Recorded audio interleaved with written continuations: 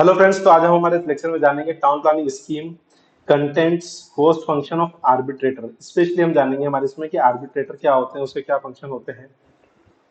तो town planning के में जैसे हमने पिछले लेक्चर में पढ़ा था, town planning scheme is the planning tool used for plan development for urban areas.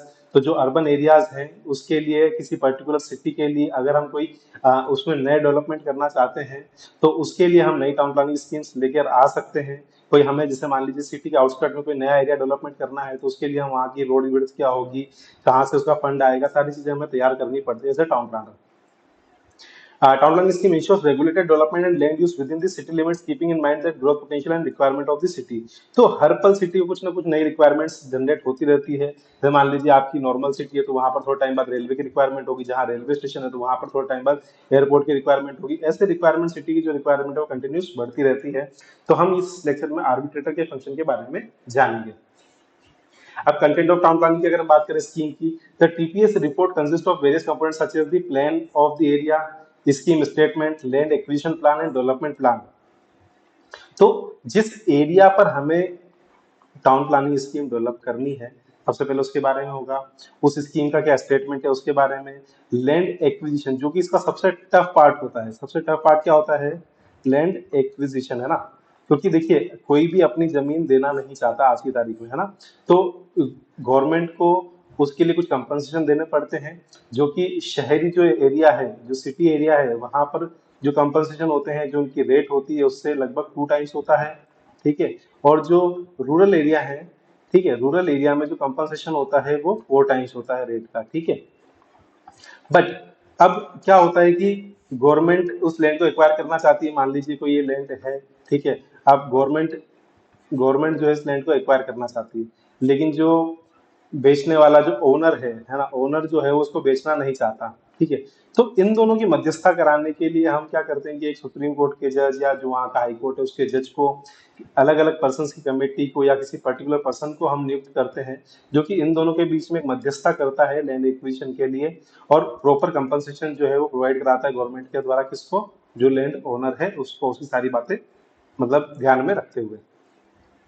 The scheme statement is a document that provides detail about the objective, goal, process involved in the town planning scheme। तो जो scheme का statement एक तरह से document हमें तैयार करना पड़ता है, जैसा मैंने आपको पिछले लेक्चर में बताया।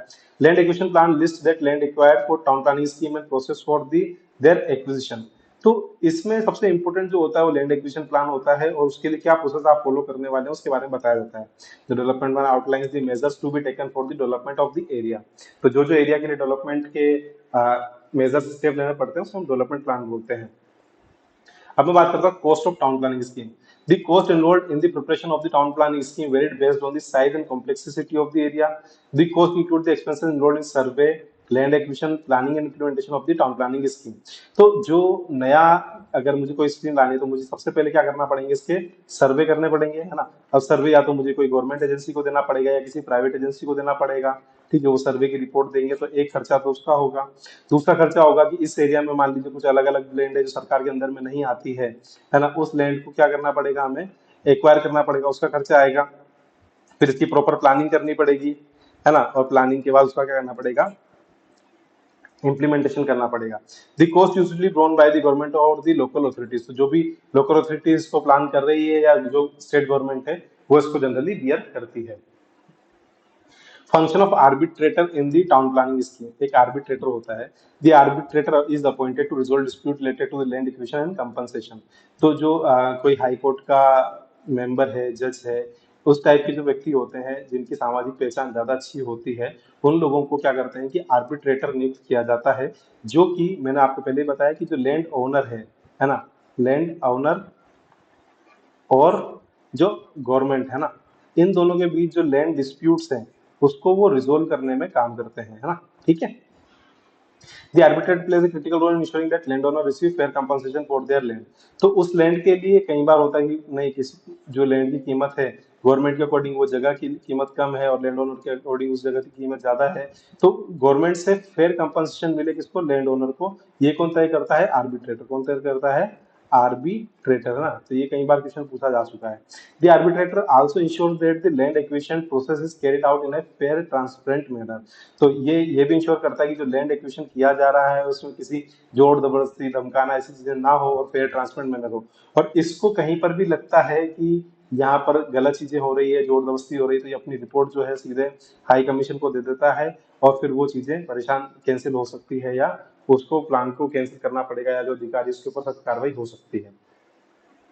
Preparation of town planning scheme. The preparation of town planning scheme is governed by the Town Planning Act of the respective state. The local authorities or the government appoint a planning authority responsible for the preparing the town planning scheme. जो local authorities हैं वही अपने area को develop करने के लिए plan तैयार करके देती है, ठीक है।